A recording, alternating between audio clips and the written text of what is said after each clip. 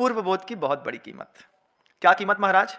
तो गुरुदेव बार बार कहते हैं कि कभी भी किसी भी तीर्थंकर की जन्म जयंती मनाओ या निर्वाण महोत्सव, लेकिन उसके अंतिम भाव से उसकी कीमत मत आंको, उसकी कीमत उसके पूर्व भाव से आंको। हम भगवान महावीर का जन्म कल्याणक महोत्सव मनाने के लिए अपने मानस को तैयार कर रहे हैं।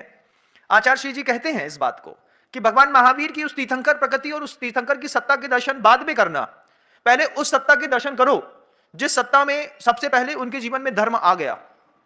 कहां कौन सी पर्याय है, उस पर्याय का चिंतन करो कि उस पर्याय में किस तरीके से, क्या सोच करके, किस कारणों से और किस जगह पर उन्होंने अपने तीर्थंकर के उस पद के लिए अपनी भूमिका बनानी शुरू करी थी। हमारी हमेशा से आदत रही, हम बस महावीर जयंती आएगी तो महावीर जयंती के दिन अपने सामान्य क्रियाकलापों को करके इति पूर्ति कर लेंगे कि हमने महावीर जयंती बहुत अच्छे से मना ली। लेकिन पूज्य गुरुदेव कहते हैं कि जब कभी भी किसी भी तीर्थंकर का जन्मोत्सव मनाएं तो जन्मोत्सव को मनाते वक्त उनके पूर्व भाव का चिंतन जरूर करें। अगर हम भगवान महावीर स्वामी के पूर्व भाव का चिंतन करते हैं तो हम देखते हैं कि अवसर और अनुकूलता इंसान को कितनी बार प्राप्त हुई, लेकिन हर बार उसकी धर्म करने की बुद्धि पैदा नहीं हुई।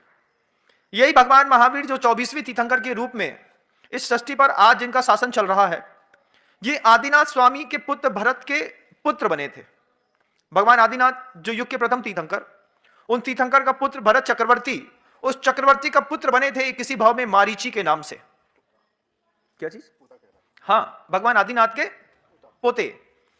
अवसर भी था, अनुकूलता भी थी, लेकिन बुद्धि नहीं थी, विचार नहीं था।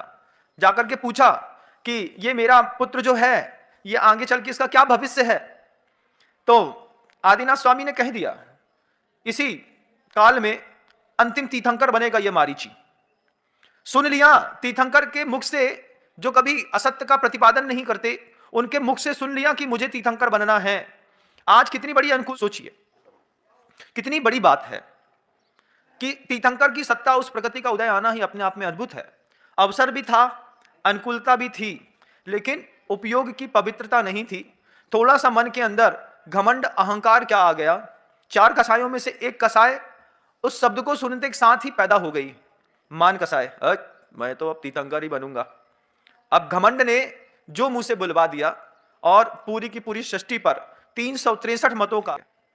हम भगवान महावीर की जयंती मनाए, उसके पहले भगवान महावीर के अंतिम भावों से देखें।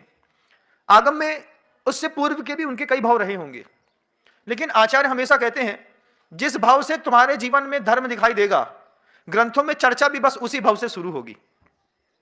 ऐसा नहीं है कि आदिनाथ स्वामी का पौत्र बनने से पहले मारीची का जीव इस सृष्टि पर नहीं था, महावीर का जीव इस सृष्टि पर नहीं था लेकिन उनकी कोई भी चर्चा पूरे आगम में कहीं दिखाई नहीं देती। क्यों? क्योंकि उसके पहले तुम्हारे जीवन में धर्म नहीं था। जब गुरुदेव ने ये बात कही और गुरुदेव बार बार बोले, देखो धर्म की कितनी बड़ी कीमत है कि मनुष्य जीवन में धर्म को बस सामने लाकर के खड़ा भी कर दे तो भी उसकी कीमत ग्रंथों में होने लगती है, धीरे धीरे संतों में होने लगती है, यहां तक अरिहंतों में होने लगती है। धर्म जब तक आपके जीवन में नहीं है बंधुओं,